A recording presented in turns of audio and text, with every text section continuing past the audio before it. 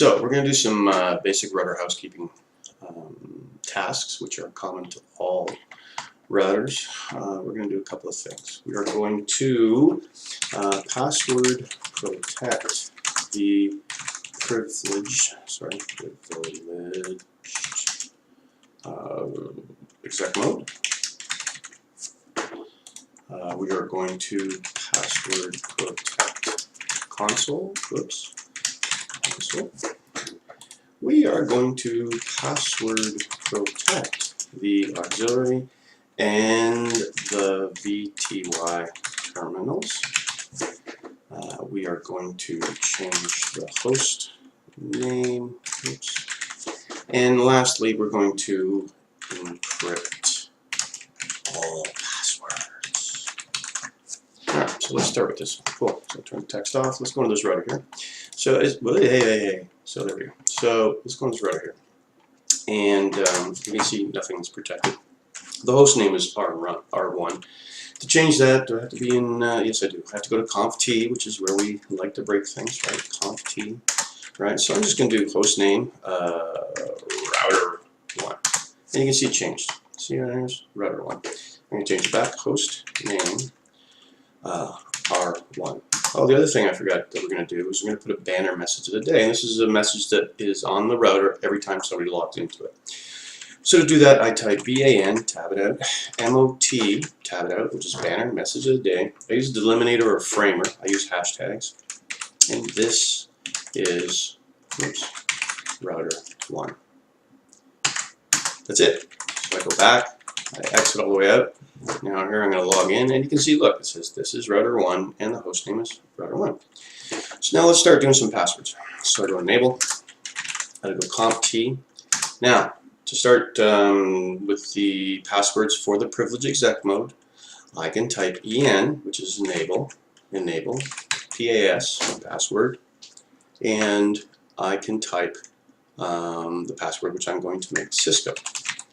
There you go. Okay, cool. But the problem with that is if we go back here and we type in show running config, you can see it says enable password Cisco.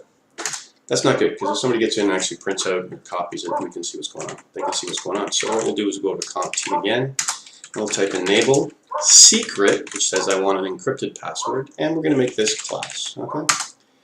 So we exit, and I'm going to use the show running config again, and you can see here, look, enable secret, and it's encrypted. So anybody that gets a hold of that can not read it.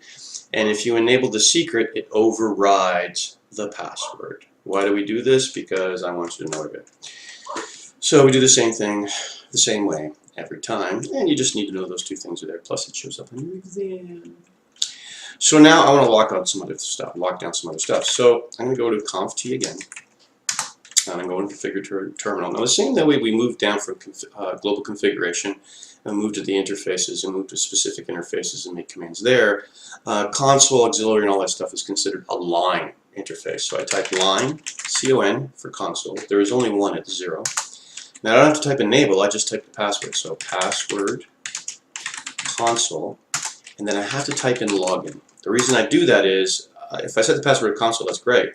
But what I'm saying is they have to use the password when they actually log in. Okay? So let's just back out and see what happens there. Okay? So I'm going to go exit, exit, exit. So I'm still on the router. Oh, user access, it wants it. So because the console is now activated, so I type console.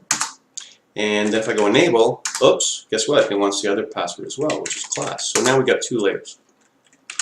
So now I'm going to go to conft again, right? And I'm going to lock down the rest of it. So I go over to line, and I type VT. See how it goes like that? Now there's 4 in here, so it goes 0 space 4.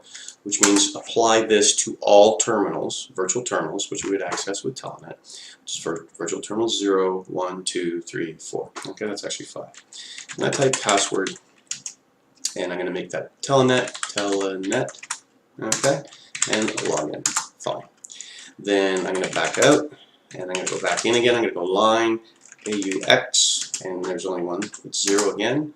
And I go password, password. And I'm going to make it AUX because it's very simple, and I go login, Bob's your uncle. Okay. Then now, if we go all the way back out to the privilege exec mode, and I type show running config, you can see now the secret's been enabled, and it's all encrypted. It's overwritten, or it has priorities, so it's in charge now. The standard password isn't. All of the IPs and everything I configured from the last lab are there. But look, line console, line auxiliary, password auxiliary, VTY, password telnet, which is cool. However, that's not what we want. So we go to conf t again, and I type SER, and I tab it out of his service. I just hit P, and it says password encryption. Ta-da.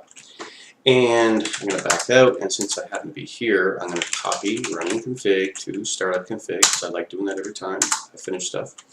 I use the up key, and I type show running config. Now we can see enable secret is encrypted like it was before, but all of the other passwords, there's the IPs we did. Now look, password for the console, who knows? Auxiliary, who knows? VTY, who knows? Okay? And then, again, if I exit all the way out, oh look, I get this is router 1. I need to access the console with my console password, console. And if I want to go up to enable, I type enable, and it wants password, and I'm good.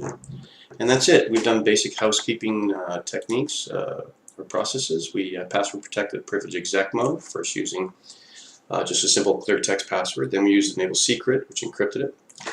We password protected the console, which, by the way, normally you would access, and I'm just going to show that really quick here with a rollover cable. So if I went from this guy here, connected to the serial, connected to the router, went to the console, right? Then went back to here. Whoops, sorry. Back to here, went to a terminal. Say, okay, that's fine. Look where I am. I'm on the router. Okay. So we've also password protected auxiliary in the VTY terminals. We changed the host name, which is cool. We encrypted all the passwords, and we set up a banner message of the day. Those are standard housekeeping for every router. And we can do the same thing on the switches, which I want you to do, except the switches don't have an auxiliary password. All right. So now you learn standard housekeeping techniques for a router. Hope that helped.